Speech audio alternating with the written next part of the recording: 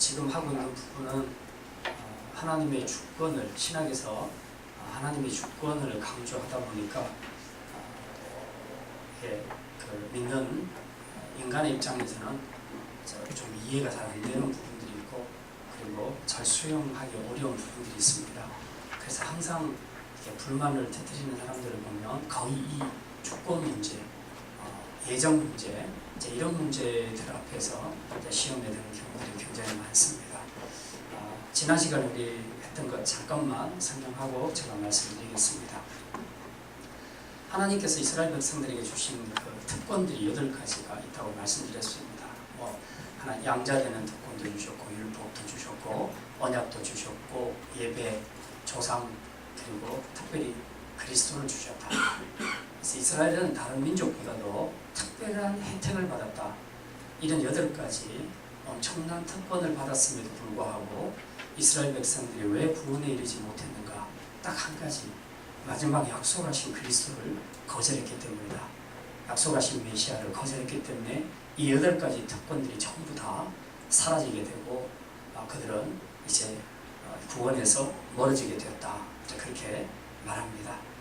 자, 이렇게 생각할 때 이건 정말 이스라엘은 엄청난 특권을 받았는데 어떻게 해서 이렇게 구원에서 멀어질 수가 있을까? 그러면 하나님께서 구약시대에 주셨던 약속들은 뭐냐? 아무것도 아니란 말이냐? 그래서 사도 바울은 3가지 질문을 하지요. 이 예상되는 3가지 질문들을 이야기합니다. 하나님께서 주신 그 약속들이 폐하여졌냐?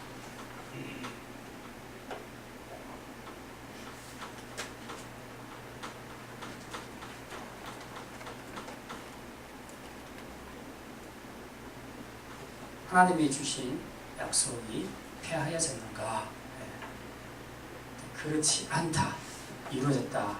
그렇게 말하죠. 여기에 대한 대답이. 그래서 뭘 이야기합니까? 야곱과 에세 이야기를 하죠. 하나님께서 주신 약속은 폐하지지 않다. 그러면서 혈통적인 이스라엘 전부가 다 이스라엘이 아니다.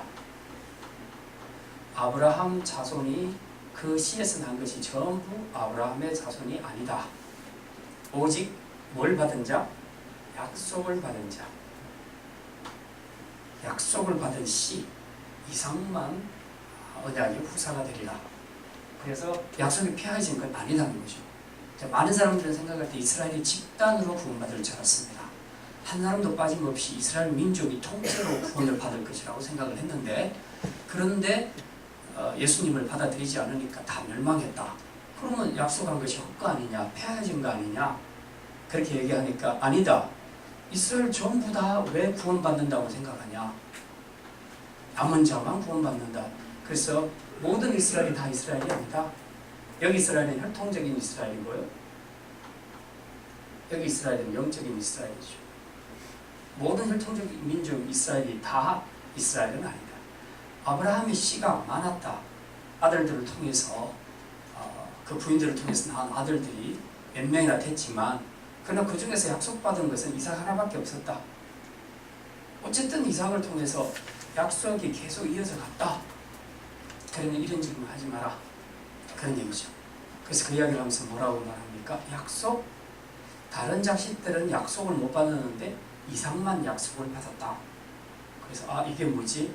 그래서 사도 바울이 설명합니다. 야곱과 에서의 이야기를 들지요.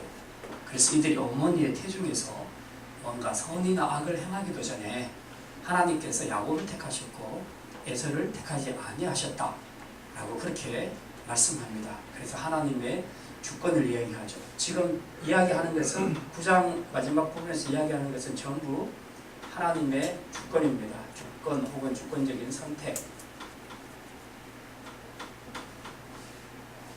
그래서 하나님께서 태중에 있을 때에 이미 야곱을 택하셨다. 그렇게 말씀합니다. 주권이 하나님께 있다.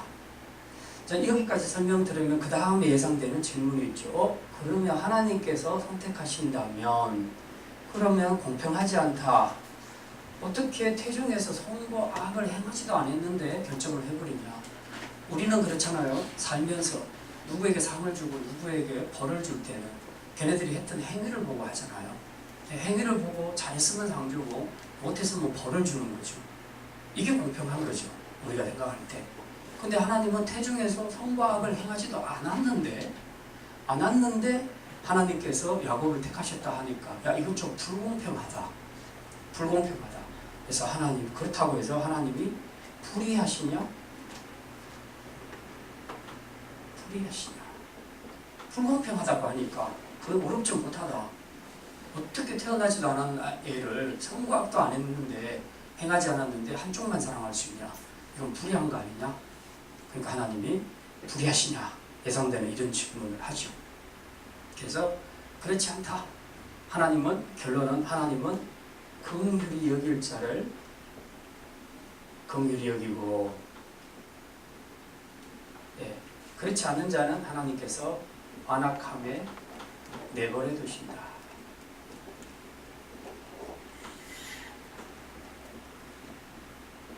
완악함에 내버려 두신다. 그래서 이걸 설명하기 위해서 무슨 예화를 가지고 옵니까? 모세와 바로의 이야기를 가지고 오죠. 두 번째 질문에서는 그래서 모세에게는 하나님께서 긍휼을 베푸셨다. 근데 바로에게는 긍휼을 베풀지 않고 그의 완악함을 그대로 가지고 가도록 내버려 두셨다. 유기하셨다. 신학에서는 이걸 유기라고 그렇게 얘기합니다. 하나님이 바로의 마음을 막 악하게 만든 것이 아니고 바로가 가진 악한 마음을 그대로 내버려 두셨다는 겁니다. 그래 너 그렇게 계속 한번 해봐라. 그러면 어떻게 되는지 한번 해봐라. 모세 같은 경우는 적극적으로 하나님이 긍휼을 베풀어 주셨다는 거죠. 자 이렇게 해서 이제 모세와 바로의 비유를 통해서 긍휼히 여기는 것은 내가 주체적으로 내가 긍휼히 여길 자는 긍휼히 여기고 그렇지 않은 자는 그냥 완악하게 내버려 둔다. 이건 내 뜻이다. 내 주권이다. 라고 하나님께서 말씀하신다는 겁니다.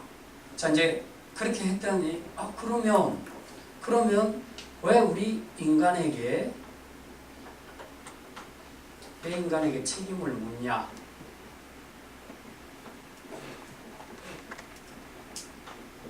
하나님이 다 하시면 하나님이 주권적으로 다 하셨으면 인간에게 뭐 네가 잘했다 못했다 그렇게 물을 필요가 있냐? 다시 말하면 에서한테 또 바로한테 무슨 책임을 물으시냐? 하나님은 그렇게 다 하신 거 아니냐? 라고 그렇게 질문을 할 수 있다는 거죠. 그래서 그거 아니다 라고 설명하면서 토기장의 비유로 설명을 하십니다. 토기장의 비유. 토기장이가 그릇을 만들 때에 어떤 것은 귀히 쓸 그릇을 만들고 어떤 것은 천히 쓸 그릇을 만든다. 개밥그릇도 필요하면 그걸로 만들 수가 있다. 그런데 꼭 왕의 상에 올라가는 천한 그릇, 모든 그릇이 다 그렇게 돼야 되는 것은 아니다. 이제 그것은 하나님께 달려있다. 토기장이에게 달려있다. 이게 이제 주권을 이야기하죠. 천히 쓸 그릇. 그래서 귀히 쓸 그릇.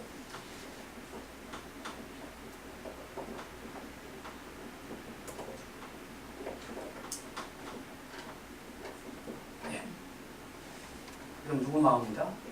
토기장의 마음이다. 하나님이 긍휼히 여길 자는 긍휼히 여기고 그렇지 않는 자는 그렇게 하지 않는 것은 그거는 하나님의 뜻에 달렸다. 이제 그렇게 얘기합니다. 이 세 가지 질문을 하고 난 다음에 곧 이어서 이제 오늘 본문에 있는 내용입니다. 아까 우리 25절부터 읽었죠? 25절부터 읽었습니다. 이제 모든 사람들이 말하자면 하나님 앞에서 이 주권적인 하나님의 그 선택 앞에서 우리가 어떤 사람들은 이제 막 그 대항을 하죠. 하나님이 그렇게 하셔놓고 인간에게 왜 그렇게 하시냐?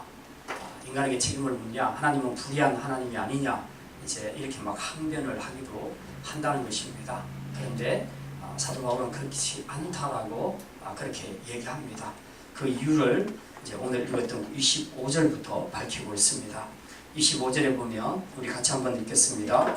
호세아에 그래도 이르기를 내가 내 백성 아닌 자를 내 백성이라 사랑하지 않는 자를 사랑하는 자라 부르리라. 너희는 내 백성이 아니라 한 그곳에서 그들이 살아계신 하나님이 아들이라 일컬음을 받으리라 함과 같으니 호세아의 글을 인용을 했거든요.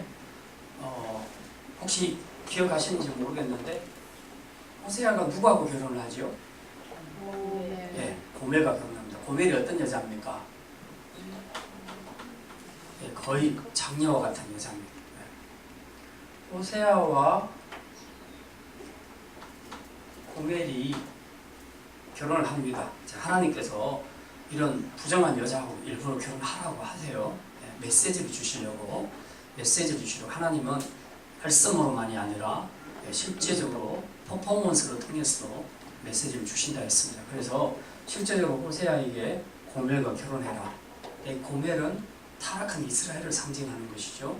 그래서 이런 부정한 여자들 결혼했는데 또 나가서 다른 남자하고 바람 피우고 또 다시 돈 주고 사와서 다시 제자리 돌려놨더니 또 나가서 또 바람 피우고 이렇게 하는 이 여자를 보면서 도대체 내가 이 여자하고 살아야 되겠는가? 도저히 못 살겠다. 이런 부정한 여자하고 어떻게 살겠느냐? 그런 생각이 들 수 있죠. 그런데 하나님께서는 그래도 데려오라고 해서 또 살게 하시죠. 이건 지금 타락한 이스라엘을 이야기하죠. 이스라엘이 이렇게 하나님을 떠나서 다른 신을 섬기는 영적인 간음을 행했는데 계속 이런 영적인 간음을 행했는데도 불구하고 하나님께서는 용서하시고 또 데려오시고 계속 그렇게 하셨다는 겁니다. 자, 그 과정에서 이 두 사람 사이에서 이제 아이를 낳게 됩니다. 그 세 아이를 낳게 되는데 첫 번째 아들 이름이 이스라엘입니다. 두 번째가 혹시 들어보셨는지 모르는데 로루하마, 세 번째가 로암미. 이건 딸입니다. 나머지는 아들이고요. 네, 아들. 네, 첫 번째 아들의 이름의 뜻이 나라가 망했다라는 뜻입니다. 네. 나라가 망했다. 두 번째는 긍휼히 여기지 않는다. 긍휼히 여기지 않는다. 셋째는 내 백성 아니다. 이 이름의 뜻을 한번 잘 보십시오. 자식 이름을 지어놓고 나라가 망했다. 이제 우리 한국말로 뭐 이름 짓는다면 망국이라고 지었다. 첫째 아들을 낳았는데 너는 망국이야. 나라가 망했어. 둘째 딸 이름을 지었습니다. 너는 긍휼이 없어. 네 이름의 뜻은 긍휼이 없다. 긍휼이 없는 백성이다. 무자비, 부자를 줄이면 무비. 딸 이름을 무비라고 지었습니다. 세 번째는 로암미, 내 백성이 아니다. 백성이 아니다. 백성 민자 아니 부자, 불민이다. 그러니까 아들, 딸 이름을 부르면서 망국이, 부비, 불민이 이렇게 이름 부르면 부르는 사람이나 듣는 당사자나 얼마나 불쾌하겠습니까? 옛날에 우리 부모님들이 자식 이름 지을 때 옛날에는 많이 그랬겠지만 좀 이상한 이름들을 많이 지었잖아요. 아들 낳으려고 계속 낳았는데 계속 딸 나오니까 너무 분해서 이름을 분냄이라고 짓고 그러면은 그 딸은 평생에 이제 다른 사람한테 이름 불릴 때 막 분냄이 그러면 그렇잖아요. 뭐 분이 난 사람처럼 그렇게 여겨지죠. 뭐 끝에 났다고 해서 끝순이 이제 그렇게 짓고 요즘은 젊은 부모들이 얼마나 이름 예쁘게 잘 짓습니까? 이름 굉장히 중요하거든요. 근데 호세아에서는 그 자기 자식들의 이름을 이렇게 말도 안 되는 이름을 지었다는 겁니다. 근데 이 안에 메시지가 다 들어가 있는 거예요. 지금 이스라엘을 향해서 경고하는 말씀입니다. 이스라엘 나라가 망했다. 내가 이제 긍휼히 여기지 않는다. 넌 내 백성 아니다. 이런 것을 호세아의 자녀 이름을 통해서 하나님께서 또 강력한 메시지를 주시는 것이거든요. 자, 지금 이걸 그대로 사도 바울이 인용해 옵니다. 그게 25절에 기록된 내용이죠. 여기 보니까 내가 내 백성 아닌 자, 이게 로암미 아닙니까? 내 백성 아닌 자, 내 백성 아닌 자, 사랑하지 않는 자, 긍휼히 여기지 않는 자, 로루하마. 그 자를 내가 사랑한 자라 부르고 또 내 백성이라 부르리라. 너희는 내 백성이 아니라 한 그곳에서 그들이 살아계신 하나님의 아들이라 일컬음을 받으리라. 지금 이게 이스라엘을 향한 말이었는데 사도 바울은 이 구절을 가져오면서 누구한테 적용하냐 하면 이방인들에게 적용을 합니다. 그래서 역사에서 이스라엘 백성들은 선택받은 선민 사상이 강했어요. 우리는 이방인들과 달라. 우리는 하나님 앞에 특별한 존재라 라는 그런 자부심을 갖고 살았습니다. 그래서 뭐 어떤 일이 있어도 구원에서 떨어진다거나 뭐 이런 것들은 상상할 수 없는 일이었습니다. 그리고 반면에 이방인들은 개처럼 여겼습니다. 그래서 저런 인간들은 다 나중에 지옥에 가는 것이 마땅해. 다 그렇게 될 거야 라고 그렇게 생각을 했던 거죠. 그런 측면에서 보면 그들은, 이방인들은 정말 긍휼히 여김 받지 못한, 하나님의 사랑받지 못한 사람들이었고 하나님의 백성이라 불려지지 않는 사람들이었다는 거죠. 하나님은 항상 이스라엘 백성들을 향해서만 너희는 내 것이라, 너는 내 백성이다 그렇게 말씀하셨지, 이방인들에게 이런 표현을 쓴 적이 구약에는 없단 말이죠. 그런데 사도 바울은 지금 이 구절을 가지고 와서 이방인들에게 적용하면서 결국 과거 구약의 긴 역사를 통해서 봤을 때 이방인 너희는 꼭 이것이 해당되는 사람이다. 하나님께 사랑도 받지 못했고 또 하나님의 백성이라 일컬음을 받지도 못한 너희들이지 않냐. 그런데 너희들 이제는 내가 긍휼히 여기고 내가 내 백성이라, 내 사랑하는 자라 할 것이라. 사도 바울이 가져와서 이방인들에게 이걸 적용하면서 지금 설명을 하고 있습니다. 자, 그러면서 26절에 너희는 내 백성이 아니라 그곳에서 그들이 살아계신 하나님의 아들이라 일컬음을 받으리라. 이방인들 가운데서 지금 많은 믿는 자들이 생겨서 그들이 하나님의 아들이라 일컬음을 받게 된다는 거죠. 이 한반도 땅에서 우리가 하나님을 하나님이라 부르고 예배할 수가 있었겠습니까? 불가능하죠.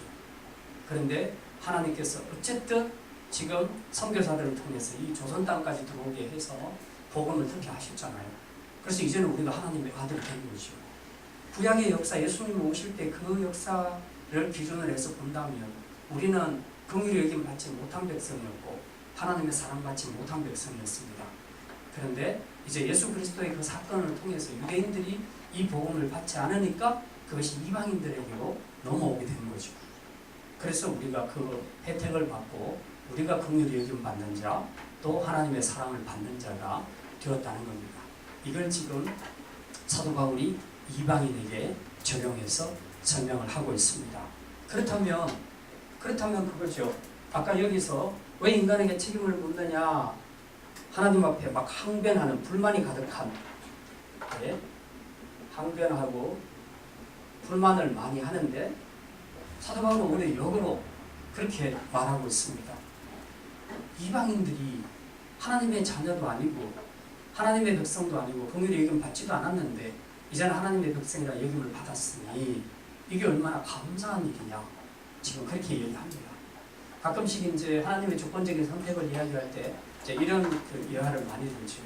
제가 자주 설명을 드립니다만 어떤 삼성 이건희 회장같이 부자가 가서 입양을 합니다. 고아원에 가서. 고아원에 한 100명쯤 애들이 있는데 그 중에서 한 10명을 선택을 합니다. 그래서 그 애들을 자기 집안에 양자로 드리는 거죠. 얘들은 땡잡은 거죠. 그렇죠? 그러면 90명이, 나머지 90명이 데모를 하면서 어떻게 이럴 수 있냐, 불공평합니다. 왜 우리를 선택하지 않습니까? 왜 쟤들만 선택합니까? 라고 얘기할 수 있냐는 거죠. 물론 생각하면 굉장히 불공평한 것 같은데, 근데 중요한 것은 이 10명이든 나머지 90명이든 전체가 지금 이건희 회장에게 말할 수 있는 권리가 없다는 겁니다. 왜냐하면 원래 그 고아원에서 살아야 될 운명이라 그냥 그대로 살아야 되는데 90명은 그냥 내버려둔 것 뿐이에요. 그대로 살도록. 그리고 나머지 10명만 스카우트해서 데려가서 입양을 시킨 것 뿐이에요. 그러니까 이건희 회장이 악한 것이 아니죠. 오히려 10명에게는 은혜를 베푼 사람이죠. 10명을 건져갔다는 것은 굉장히 자비를 베풀었다는 것이죠. 90명의 입장에서 불공평을 말할 수 없다는 겁니다. 이 사람들은 원래부터 고아원에서 자라야 될 운명이기 때문에 그렇다. 그래서 우리가 하나님의 주권적인 선택을 이야기할 때 가장 기본적으로는 우리 안에는 하나님에 대해서 무엇이 옳다 그러다 불의하다 하는 것을 말할 수 있는 권리가 없다는 겁니다. 왜? 첫째, 우리는 죄인이라. 죄인이기 때문에 왜 나를 데려가지 않고 저 사람만 천국으로 데려가십니까? 왜 저 사람만 선택해서 데려가십니까? 라고 우리 생각에는 따질 수 있을 것 같지만 우리는 그런 권리가 없다는 거예요. 세상에 의인은 없나니 하나도 없다. 전부 다 죽어야 되는 상황이에요. 그러니까 지옥 가는 게 맞아요. 근데 그 중에서 얼마를 하나님께서 선택해서 천국에 데려가십니다. 그런데 나 안 데려갔다고 원망할 수 있는 그런 권리가 있냐는 거죠. 없다는 거죠. 너는 원래 네 죄대로 죽는 것이 맞아. 그게 하나님의 뜻이라는 거예요. 이제 우리가 하나님의 주권적인 선택을 생각할 때 가장 주의해야 될 것은 그겁니다. 이 토기장의 비유를 통해서 사도 바울이 말하고자 하는 것은 뭐냐 하면 사람은 정권을 가지게 되면 폭군이 될 수 있습니다. 우리나라도 그랬잖아요. 네. 정권을 가진 이 죄인들이 대통령이 됐을 경우는 이게 폭군이 되어버립니다. 세계 역사도 다 그래요. 어느 나라든지. 절대 왕정에서는 항상 절대 타락, 절대 부패가 나타나셨죠. 그 왜 그렇습니까? 인간은 죄인이어서 그래요. 죄인. 죄성을 가진 인간은 정권이 주어지게 되면 정권을 사용하는 과정에서 죄성이 드러나기 때문에 아주 무자비하게 사람을 죽입니다. 그러니까 김정은 같은 그런 지도자가 나오게 되죠.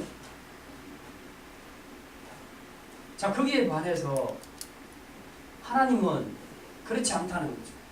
하나님은 거룩하신 분이고 선하신 분이고 윤리적으로도 의로우신 분이고 그리고 하나님의 지혜를 따라갈 수가 없어요. 전지전능하신 분이십니다. 그래서 이분이 정권을 가졌을 때는 아무 문제가 없다는 거예요. 이걸 한마디로 표현하면 하나님은 완전하신 분이라는 거죠. 우리 인간은 불완전한 존재입니다.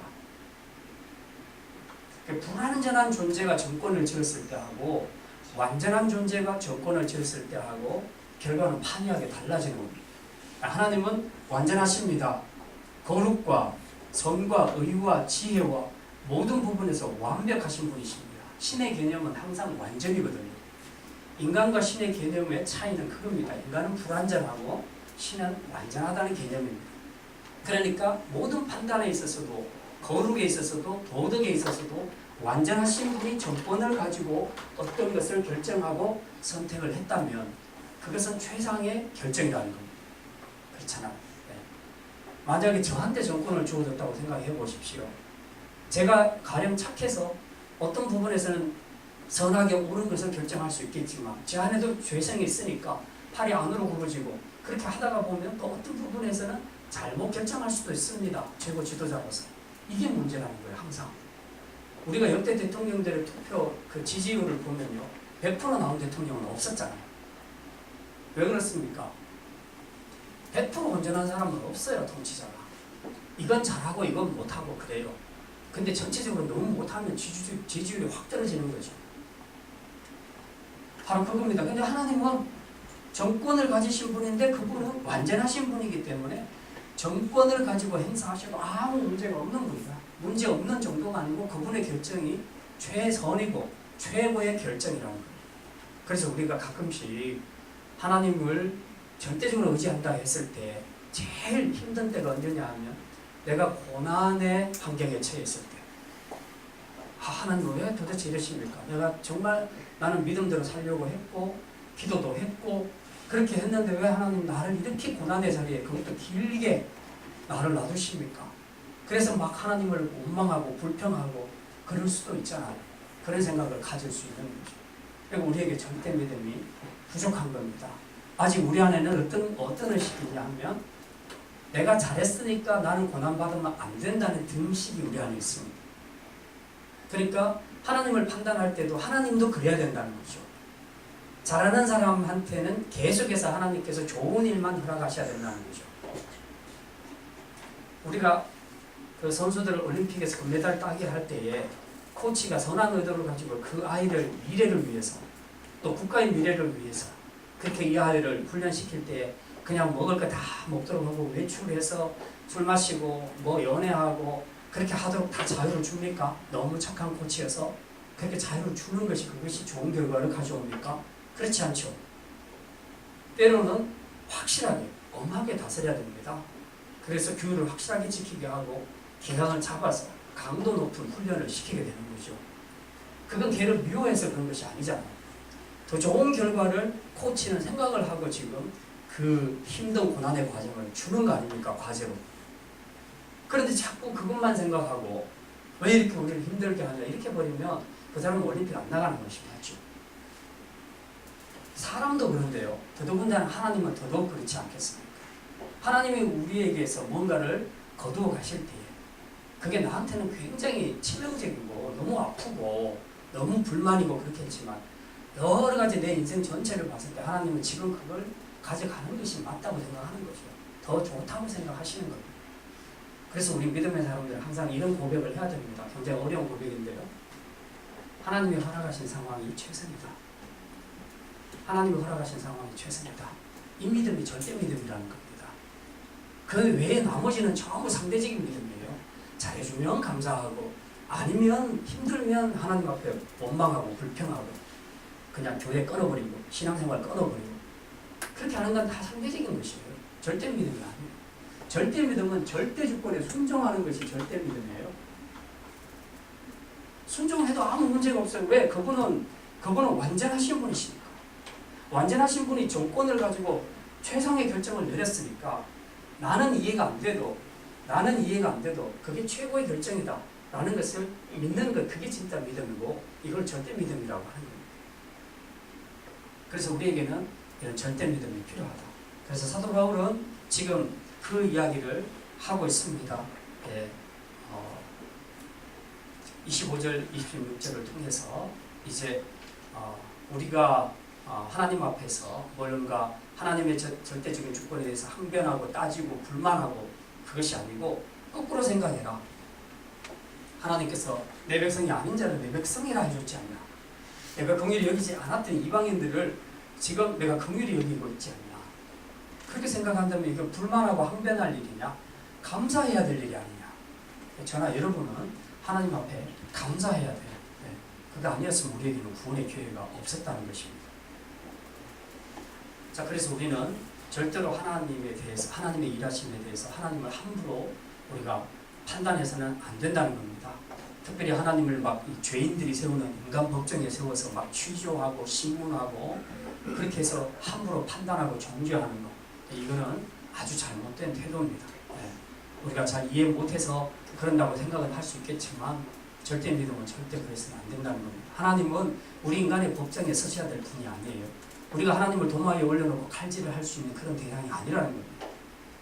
그럼 우리는 뭐 해야 되냐? 이 절대 주권 앞에 우리가 불만하고 항변하는 것이 아니라 우리가 해야 할 태도는 이것에 대해서 하나님은 어떻게 말씀하시는가? 하나님의 말씀을 들어야 됩니다. 그리고 그 말씀을 믿어야 되는 겁니다. 그리고 때를 기다려야 되는 겁니다. 내가 지금은 이해가 안 돼도, 지금은 나를 섭리하시는 하나님의 섭리가 마음에 안 들고 이해가 안 돼도 우리가 취해야 될 태도는 불만하고 불평하고 정죄하고 법정에 세우고 하나님을 판단하는 것이 아니라 그분의 말씀을 들어야 돼요. 그리고 그분의 말씀을 믿어야 됩니다. 그리고 우리는 그분의 말씀을 쫓아서 이제 우리가 살아가야 되는 것이죠. 오늘 우리에게 필요한 것은 그겁니다. 이해가 될 때까지 믿음으로 기다리는 것, 그게 중요합니다. 성격이 급하고 이성이 아주 잘 발달되신 분들은 이 하나님의 주권 이야기만 나오면 본인이 막 흥분을 해버립니다. 그렇게 해서 거의 하나님을 난도질해서 자기보다 훨씬 더 윤리적이지 못한 그런 신으로 격화시키는 그런 경향들이 있는데 정말 우리가 이런 부분들은 조심을 해야 됩니다. 자, 이렇게 해서 이제 하나님께서 긍휼히 여기시고 또 자기 백성으로 부르신 자들, 전에는 아니었는데 지금은 내가 긍휼히 여기고 지금은 내 백성이라고 부르는 바로 이 사람들에 대한 설명을 하고 있는데요. 그게 바로 27절부터 나오는 내용입니다.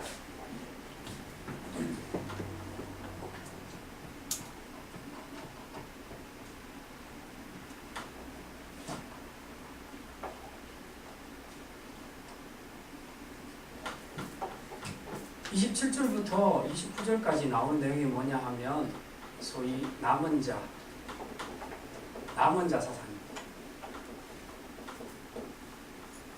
하나님께서 선택하신 그 소수의 사람, 그 이제 일단 이방인이고요. 그 다음에 이스라엘 사람들 중에서는 그 남은 그 믿음으로 자신을 지켰던 그런 사람들을 이야기합니다. 그 사람들에 대해서 어떻게 얘기하냐면 27절에 보면 이사야의 글을 인용합니다. 사도 바울이 이사야가 이스라엘에 관하여 유치되 이스라엘 자손들의 수가 비록 바다의 모래 같을지라도 남은 자만 구원을 받으리니 주께서 땅 위에서 그 말씀을 이루고 속히 시행하시리라 하셨느니라. 예. 자, 하나님께서 지금 이스라엘에게 말씀하기를 원래 너희들 하늘의 별과 같이 바다의 모래와 같이 너희가 번성하리라 그렇게 약속을 하셨습니다. 그렇지만 하나님께서 그렇게 이스라엘이 번성할 것을 말씀하셨지만 마지막 구원에 있어서는 전부 다가 아니다. 그 중에서 남은 자만 구원받게 될 것이다. 그렇게 말씀하고 있습니다. 그리고 그것을 시행할 것이라고 말씀합니다. 이제 구약 성경에 보면 이 구원의 사건들을 보여주는 그런 사건들이 있습니다. 이때는 주로 심판이 이루어지죠. 심판이 이루어지면 심판받은 자는 멸망하고 그리고 심판에서 그 면죄함을 받는 사람은 살아남죠. 그걸 구원이라고 그렇게 얘기할 수 있습니다. 그 역사 안에서도 그런 사건들이 꽤 있었어요. 자, 그러면 여러분이 창세기부터 한번 쭉 보시면 하나님이 심판했는데 다수는 죽었는데 소수는 살았다. 그런 사건이 뭐뭐 있습니까? 그렇죠. 첫째, 노아 홍수 사건이죠. 다 죽고 몇 명 살았어요? 노아의 가족 8명만 살았습니다. 바로 이런 거죠. 저 남은 자. 어떤 사람이 남은 자입니까? 그 시대에 하나님을 믿은 사람, 경건하게 살았던 사람, 믿음으로 살았던 사람. 그 사람들은 소수였어요. 실제로. 굉장히 소수였어요. 그 다음에 또 뭐가 있을까요? 이스라엘 광야에서 출애굽하고 난 다음에 광야에서 가나안 땅으로 들어갈 때 누가 들어갔습니까? 여호수아 갈렙. 출애굽 세대에서는 딱 2사람만 들어갔어요. 출애굽에서 나온 세대들 중에서 2사람 빼고 나머지는 다 어떻게 됐어요? 광야에서 다 죽었습니다. 하나님께서 뺑뺑이 돌리시죠. 가나안 땅에 못 들어가도록 계속 뺑뺑이 돌리면서 늙어서 죽든지 다쳐서 죽든지 병들어 죽든지 다 그렇게 해서 광야에서 다 죽여버렸습니다. 하나님께서 심판하셨어요. 딱 2명만 들어갔어요. 그리고는 그 광야에서 태어난 2세대들은 들어가도록 하셨죠. 어쨌든 출애굽한 광야 세대들은 다 죽었어요. 네, 출애굽.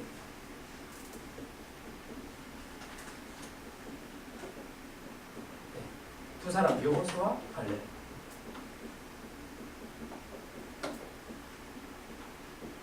이런 사건들이 많이 있죠. 바벨론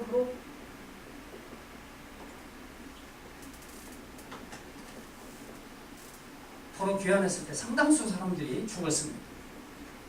포로로 끌려왔습니다. 나중에 돌아온 자, 이제 이들의 손으로 성전을 재건하게 되죠. 그런 사람들의 숫자는 성경에 엄청 많이 기록된 것 같은데 숫자를 세보면 얼마 안 돼요.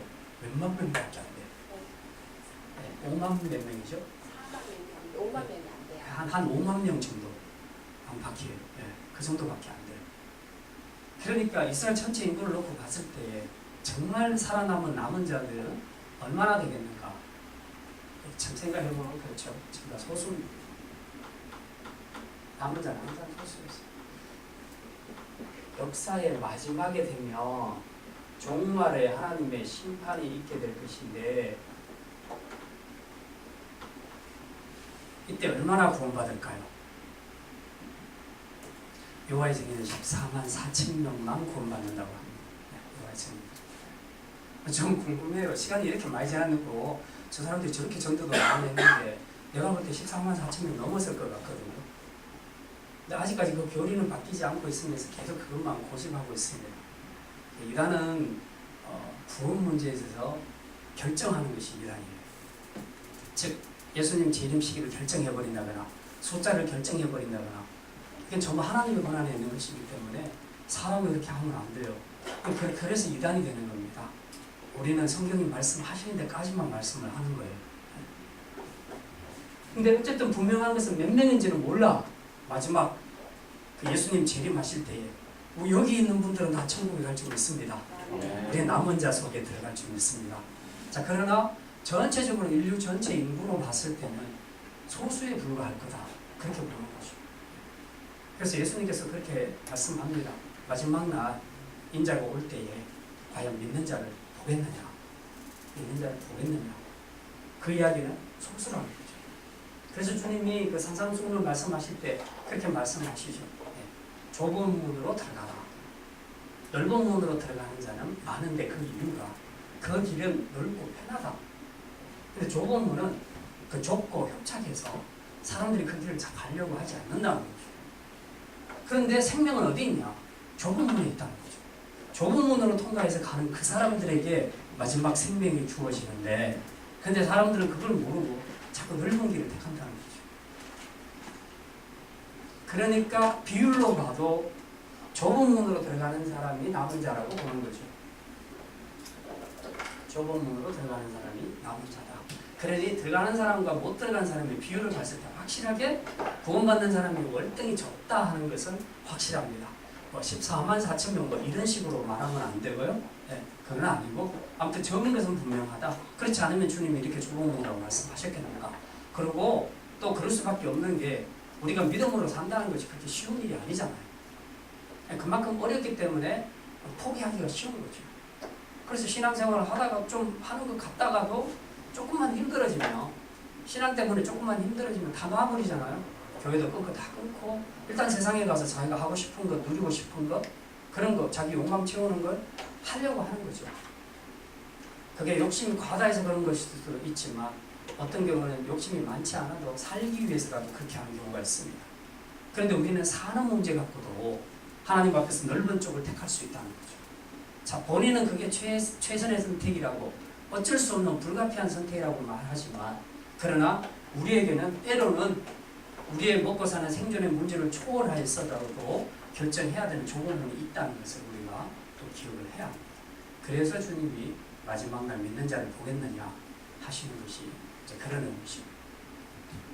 자, 이렇게 그 성경에 나타나는 역사를 통해서도 이 남은 자에 대한 남은 자 사상에서 강조하는 것은 그겁니다.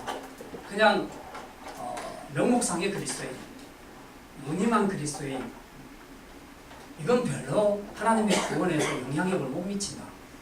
진짜 남은 자, 남은 자는 뭡니까? 항상 믿음으로 살았던 사람, 믿음으로 주님을 의지했던 사람, 바로 그런 사람은 남은 자가 소수만이 구원을 받게 될 것이다. 그렇게 말씀하고 있습니다. 이게 사도 바울이 말하고 있는 남은 자 사상입니다. 네. 자, 그 다음 이제 마지막으로 30절부터 보면요. 그런즉 우리가 무슨 말을 하리요? 의를 따르지 않은 이방인들이 의를 얻었으니 곧 믿음에서 난 의요. 예, 그렇게 말합니다. 자, 다수를 멸망시키고 소수만, 남은 자만, 소수만 구원하는 것이 하나님의 주권적인 선택이다. 지금 사도 바울이 그렇게 말하니까, 그러면 또 그렇게 생각을 할 수 있겠죠. 그러면은 우리가 하나님 앞에서 인간의 책임에 대해서 뭐라고 말할 수가 있겠습니까?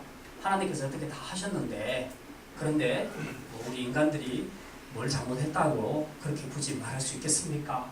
그래서 30절부터 마지막 33절까지는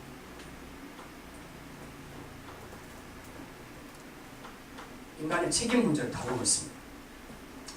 자, 이제 하나님의 주권적인 선택을 설명할 때, 이 신학을 설명할 때 가장 갈등되는 것이 이 부분이에요. 인간의 책임. 인간에게 무슨 책임이 있겠는가? 예를 들어서 우리가 복음을 전해야 된다라고 생각하는데 하나님의 예정론을 보니까 저 사람은 안 전해도 하나님 믿게 돼 있어. 만약에 결정돼 있다. 그러면 내가 안 전해도 관계없는 거예요. 언젠가 하나님이 선택한 사람이니까 믿게 될 거라는 거죠. 그럼 난 전도 안 해도 되는 거예요. 그죠? 맞습니까? 예정하셨는데, 진성민 집사님 하나님이 예정하셨어. 선택하셨는데 꼭 굳이 내가 전할 필요가 있겠어. 누군가가 전하겠지 뭐. 어쨌든 결과적으로는 천국 들어가려면 믿겠죠.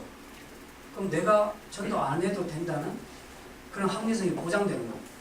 안 해도 되는 거죠. 가룟 유다가 예수님을 팔았지만 가룟 유다가 안 팔았으면 예수님이 잡혀서 십자가에 죽으셨겠는가? 그러면 가룟 유다는 십자가 구원을 이룬 데서 1등 공신이에요. 그래서 가룟 유다의 책임이 없어져 버립니다. 오히려 가룟 유다는 후속 사역을 이루는데 혁혁한 공을 세운 사람이 되는 거죠. 이런 해석들이 자꾸 나올 수 있게 된다는 겁니다. 그게 뭐냐면 하나님의 주권과 인간의 책임 부분에 대해서 혼란을 느끼고 있기 때문에 그런 겁니다. 주권이 강화되면 인간의 책임은 없어진다고 생각하는 거예요. 그러니까 많은 신약자들이 강조할 때 하나님의 주권과 인간의 책임,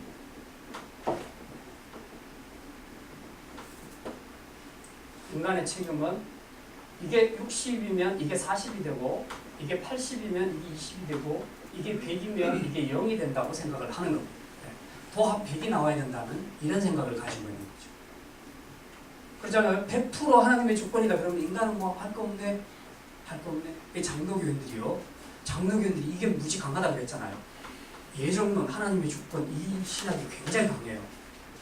칼빈의 이 5대 교리를 확실하게 믿고 있는 것이 장로교 신학이에요. 이게 강조되다 보니까 어떻게 됩니까? 0%인 거야. 내 책임에 대해서 0% 하나님이 다 하셔. 늘 그런 사람 있잖아요. 하나님이 다 하셔. 모든 것은 하나님의 뜻이야. 하나님의 예정이야. 그러니까 자기가 뭘 잘못해도 관계없어. 책임질 일이 없어. 왜? 그게 원래 하나님의 예정이니까. 원래 하나님의 뜻이니까. 그러니까 나는 별로 안 해도 관계없어. 그러니까 장로교인들이 열심히 없는 거예요. 열정이 별로 없는 거죠. 특징이 그래요. 근데 감리교는 그렇지 않잖아요. 감리교는 신앙 자체가 칼빈의 5대 교리가 아니에요. 그대로. 그러다 보니까 그들은 하나님의 일하심과 그 인간의 행위, 인간의 믿음 이것을 이야기할 때 인간이 해야지 하나님이 도우신다 이런 신학 사상이 깔려 있어요. 그러다 보니까 인간의 행위를 강조하다 보니까 이거 잘못하면 지옥 갈 수 있어요. 제가 옛날에 어렸을 때 다니던 교회하고 좀 약간 비슷하죠. 네. 그러니까 열심히 많이 하는 거예요. 엄청 기도도 많이 하고 뭔가 열심히 많이 하는 거예요. 대단하죠. 그러니까 열정을 못 따라가요. 장로교가 감리교를 못 따라가요. 그 부분에서. 근데 대신에 이런 사람들은 자기 열심히 잃어버리면 다 주저앉아버려요. 다 망해버려요. 스스로. 장로교인들은 넘어져도 다시 잘 일어나요. 왜? 이건 믿으니까. 이건 믿으니까. 어떻게 보면 참 뻔뻔스러운데 어떻게 보면 참 잘 훈련된 거죠. 근데 이게 둘 다 문제예요. 둘 다 문제. 이거 도합해서 100 나오는 거 아니에요. 그렇게 생각하면 안 돼요. 하나님의 주권 100, 인간의 책임 100이에요. 도합 200이란 뜻이 아닙니다. 하나님의 그 주권 안에 인간의 책임, 인간 책임은 확실하게 100을 묻고 있는 거예요. 그러면서도 모든 주권은 하나님께서 하신다는 걸로 우리가 그렇게 고백을 하는 거죠. 그래서 주님이 일하십니다. 모든 것은 주님의 뜻입니다. 주님의 주권입니다. 라고 얘기했을 때 나는 안 해도 돼요. 뭐 이런 것 저런 거 하는 것이 무슨 의미가 있겠어요? 하는 것은 대단히 잘못된 생각입니다. 하나님이 주권적으로 일하셔도 주님이 우리에게 주신 명령들이 있잖아요. 그 명령들을 지켜야 될 거 아니에요. 이 주권을 믿는 자라면 나를 통해서 나의 순종을 통해서 하나님의 뜻이 이루어진다는 것을 믿는 거예요. 그렇기 때문에 더 열심을 내는 거예요. 하나님의 주권을 믿는 사람들일수록. 근데 자꾸 이 교리를 잘못 이해하고 잘못 생각을 해서 자꾸 하나님의 주권 이야기하면서 자기가 할 일은 안 하고 전부 하나님께 다 넘겨버리고 무책임하게 사는 그런 그리스도인들이 있다는 거죠. 이건 여러분들이 정확하게 정리를 하셔야 됩니다. 모든 것은 하나님이 하십니다. 주권적으로 하십니다. 그러나 우리 인간의 책임은 100%를 묻습니다. 하나님께서. 그래서 구약시대에 보면 에스겔서에도 그러죠. 적군이 쳐들어왔을 때 나팔수에게 나팔을 불어라. 나팔을 불어서 빨리 성에 있는 사람들이 일어나서 준비를 해야 될 거 아니에요. 전쟁 준비를. 근데 만약에 나팔수가 나팔을 불지 않았다. 그렇게 해서 그 성문들이 열리고 공격을 당해서 그 성 사람이 다 죽었다 하자. 그 성 사람들은 자기 죄 때문에 내가 허용을 해서 죽게 됐지만 그 책임은 내가 네한테서 그 피를 너한테서 찾겠다. 나팔수에게서 찾겠다. 그렇게 말씀합니다. 이게 하나님의 주권이고 인간 책임 100이에요. 그러니까 하나님이 일을 하셔도 우리 인간은 100% 나에게 주어진 명령을 수행하는 것이 맞다는 거죠. 그래서 이 두 가지가 절대로 비율로 가는 것이 아니라는 것을 우리가 꼭 그 기억을 해야 되겠습니다. 그래서 이제 마지막 30절입니다. 인간의 책임에 관해서 묻지요. 그런즉 우리가 무슨 말을 하리요? 의를 따르지 아니한 이방인들이 의를 얻었으니 곧 믿음에서 난 의요 의의 법을 따라간 이스라엘은 율법에 이르지 못하였으니 어찌 그리하냐.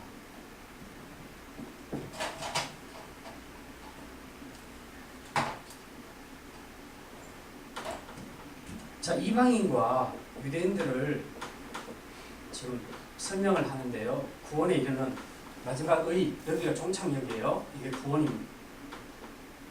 근데 이방인들은 어쨌다고요? 의를 따라 행했다고요? 안 했죠. 이방인들은 어떻게 살았을까요?